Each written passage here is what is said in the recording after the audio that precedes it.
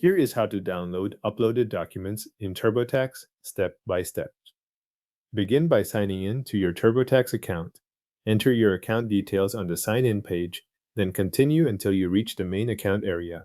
If TurboTax takes a moment to load after sign in, wait for the dashboard or home screen to appear before moving to the next step. You need to be fully inside your account so the document options are available. Once you are signed in, look to the left-hand side of the screen for the navigation menu. In that menu, click Documents. This opens the area where TurboTax stores files connected to your account. Depending on the version of the site you are using, the page may include more than one section, so give it a second to load if needed before selecting anything else. After the Documents area opens, make sure you are on the Documents tab.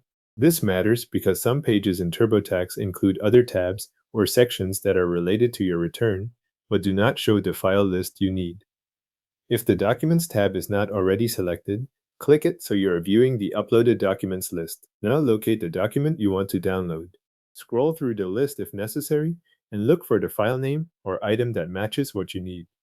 Take a moment here to confirm you have the right document before opening the menu beside it, especially if there are several files with similar names or upload dates.